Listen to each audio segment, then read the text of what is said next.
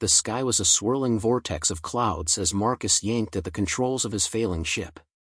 Sparks shot from the console, and alarms blared with a relentless urgency that perfectly matched his pounding heart. "You've got this, Marcus. Just like fixing the blender, except it's a spaceship and you're hurtling toward death," he muttered.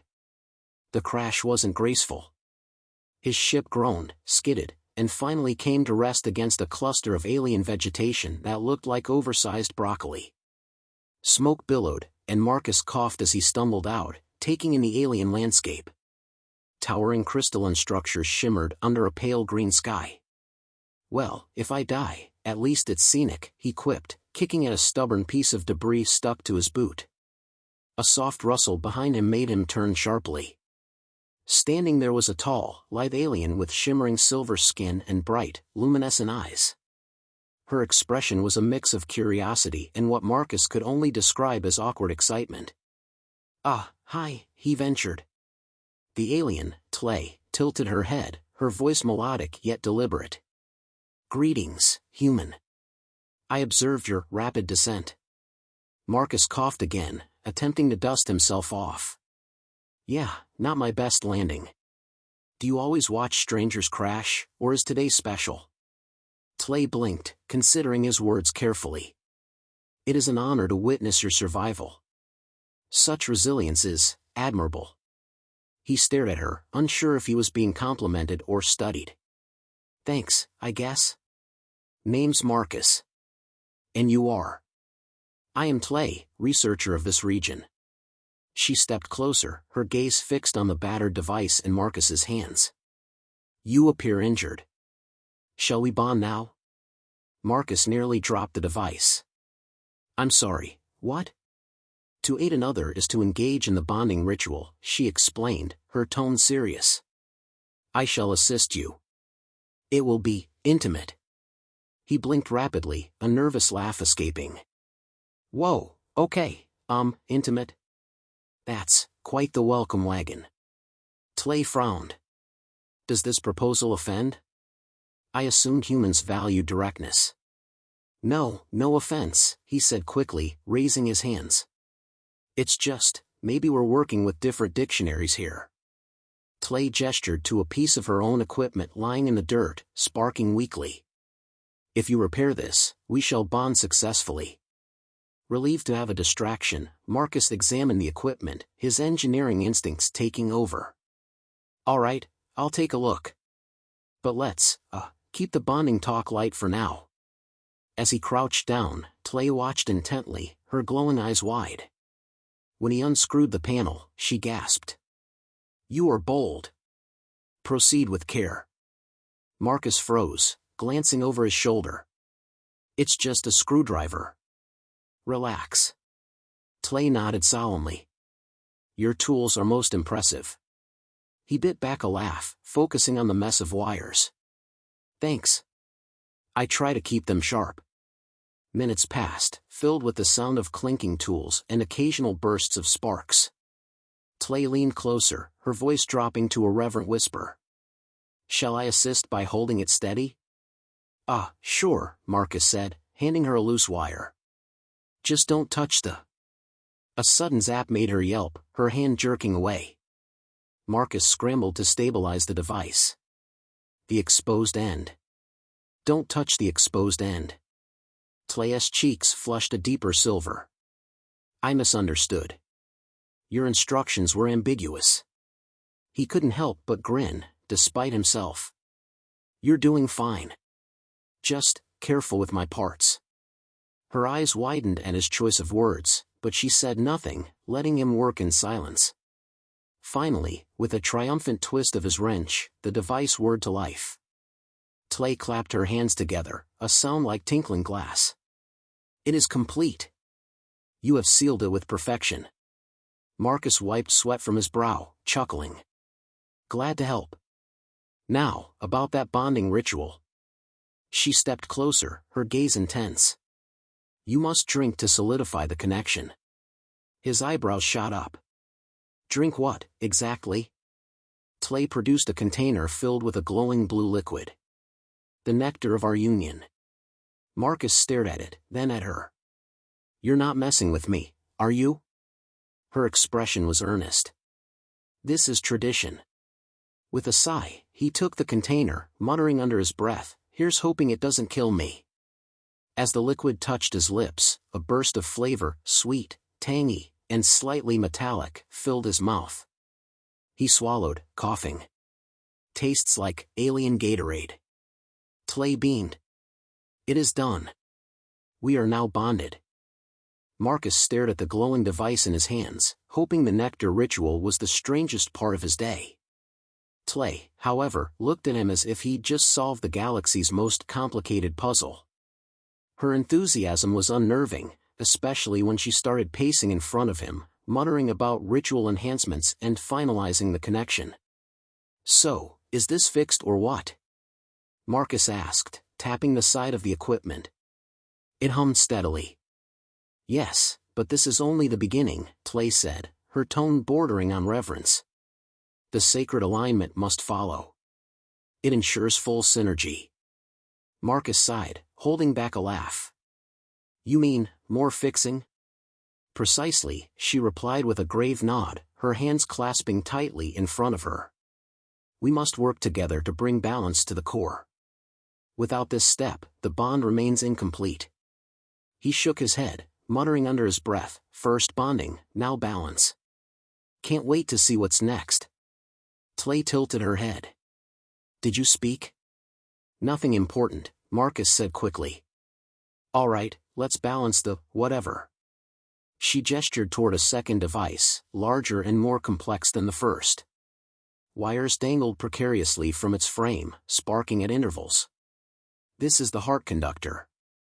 Your human dexterity will be key in restoring its function.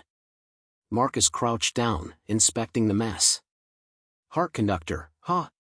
Sounds important.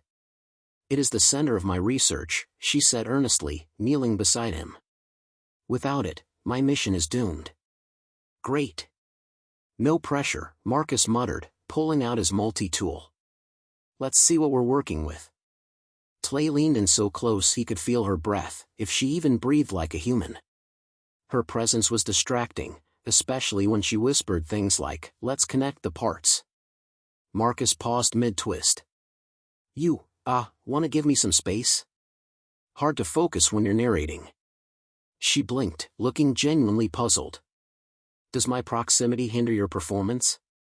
He coughed, trying not to laugh. Not what I meant, but yeah, a little. She scooted back an inch. Better? Sure, he said, returning to the task. Now, where does this wire? The red one slides in first, Tlay interrupted, her voice hushed. Then the blue. They must intertwine. He stopped, turning to her with a smirk. You're doing this on purpose, aren't you? Doing what? Never mind, he said, shaking his head. Let's just tighten these screws and seal it together. Tlay's cheeks darkened with a silvery flush. You speak with such confidence. It is impressive. Marcus chuckled despite himself. I'm just fixing your gizmo, not saving the universe. To us, this is akin to salvation, Tlay said, her voice soft. Your skill transcends expectations.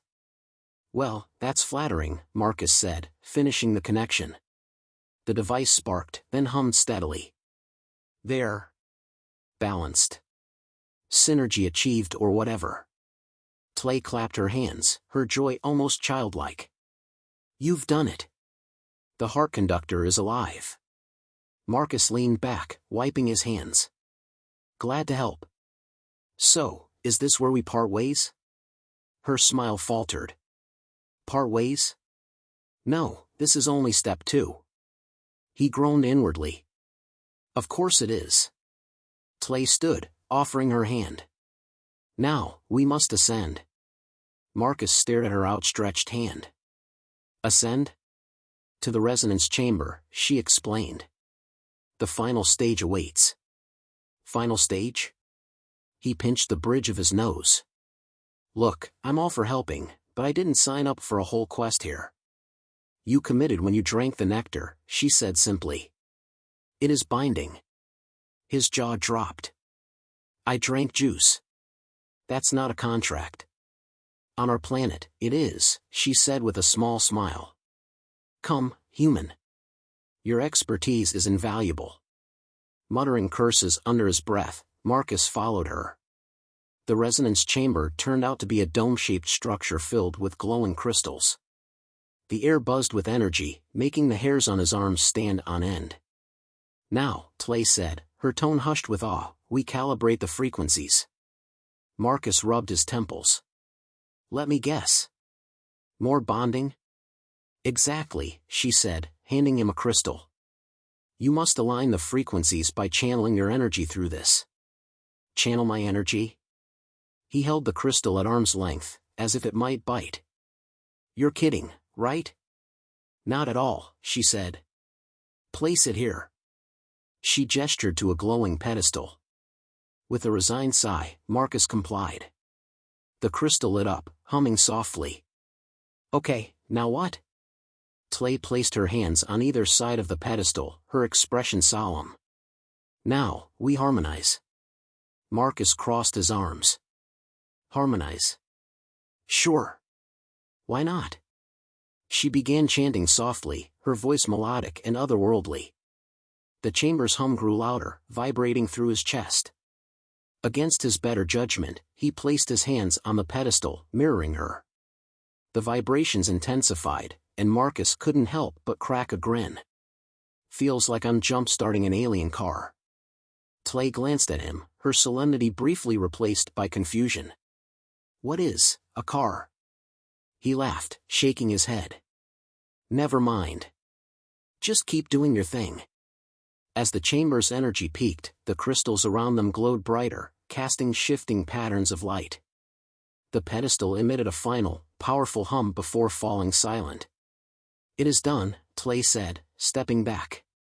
You have brought balance to the resonance. Marcus rubbed the back of his neck. Glad I could help. So, does this mean we're unbonded now?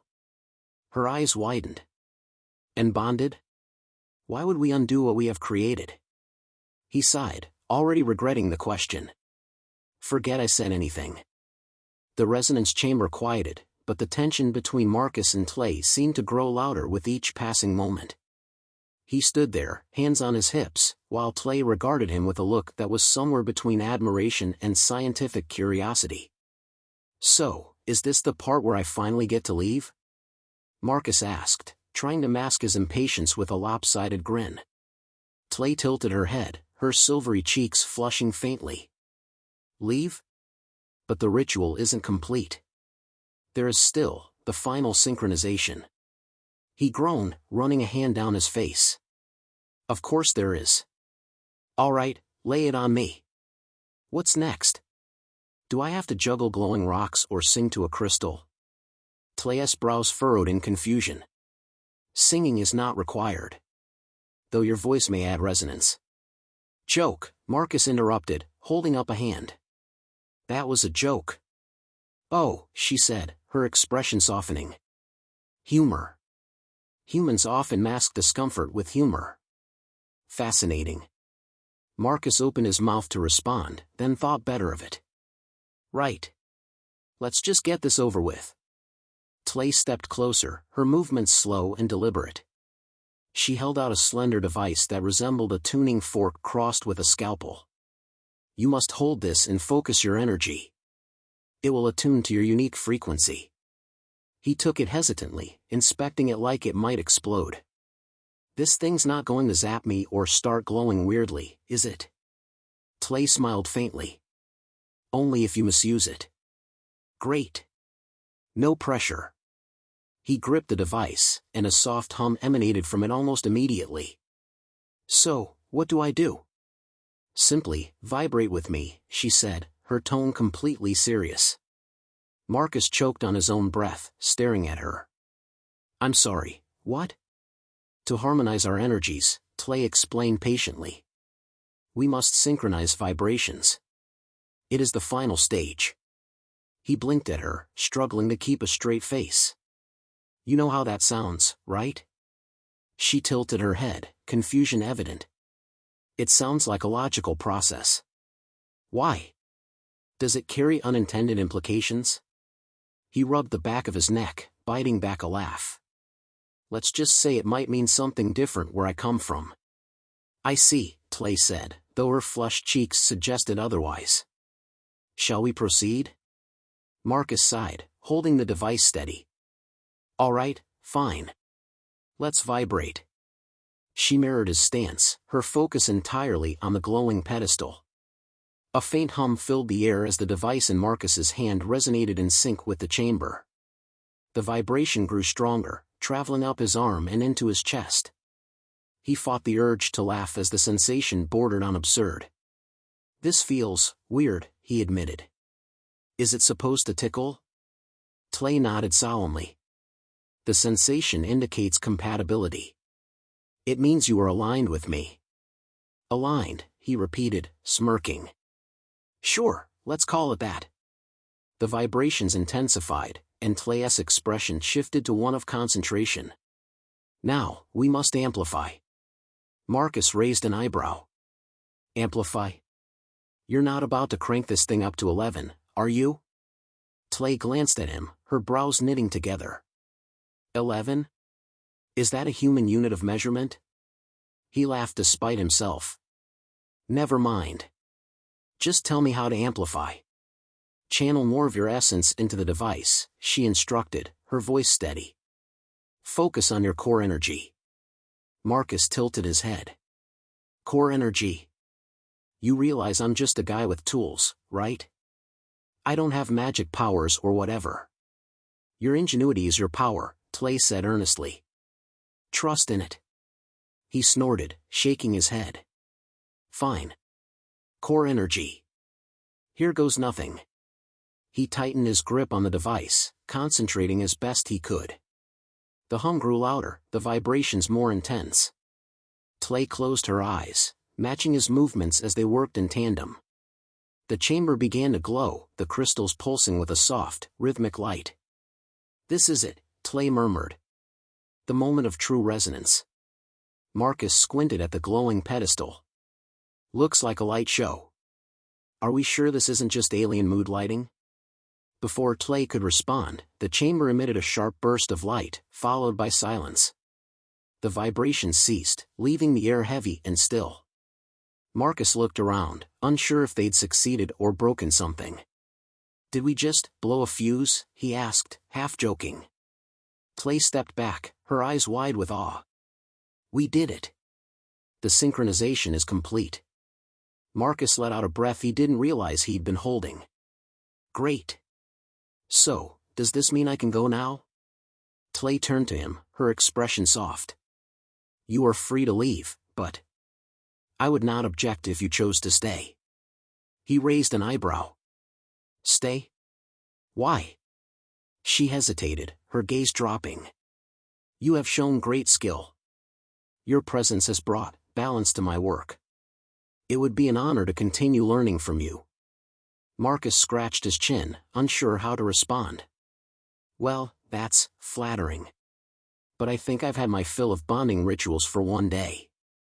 Tlay nodded, though her disappointment was evident. I understand. Your assistance has been invaluable. I will not forget it. As Marcus prepared to leave, she reached out, placing a hand on his shoulder. Should you ever wish to bond again, you will always have a place here. He chuckled, shaking his head. I'll keep that in mind. Marcus stood at the edge of the alien camp, his gear slung over one shoulder as Tlay lingered beside him. Her silvery eyes flickered with uncertainty, a rare break in her composed demeanor. You're certain this is the end of your journey here? She asked, her voice softer than before. I mean, I crash-landed, fixed a few things, drank some questionable juice, and saved your research. Seems like a good stopping point, Marcus replied, grinning.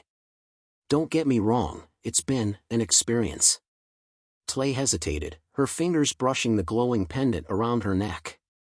You have been an unexpected variable. One I am reluctant to let go of. He blinked, caught off guard by her sincerity. Wow. Thanks. But you'll be fine. You've got the crystals and your fancy gadgets working again. You're back on track. It is not about the tools, she said, stepping closer. You possess something I cannot replicate. Ingenuity. Humor. A way of seeing challenges as opportunities. Marcus smirked. Flattery will get you everywhere. Her lips curved faintly, though the sadness lingered in her gaze. I am unused to partings. Especially with those who have bonded. He raised a hand. All right, let's not go back to the bonding thing. I've had enough awkward conversations for one lifetime. Tlay tilted her head, studying him. Awkward? I thought our exchanges were productive. They were, Marcus said quickly. It's just, humans don't throw words like bonding around lightly. It tends to, imply things. Imply what? He sighed, rubbing his neck. Never mind. Let's just say it was a cultural misunderstanding and leave it at that. Tlay considered this for a moment, then nodded. Perhaps it is best. Yet, misunderstandings have led to unexpected outcomes. Like fixing your heart conductor? Marcus joked. Like encountering you, she corrected, her tone serious. Your presence has altered my perspective. On humans. On partnerships. On many things. His grin faltered under her steady gaze. Tlay, you're making this sound a lot heavier than it needs to be. I'm just a guy with a toolbox who stumbled into your life. And yet, you have left a mark, she said. One I will carry with me. He shifted uncomfortably, unsure how to respond. Well, thanks. That's kind of you to say. She reached out, holding something small and luminous in her hand.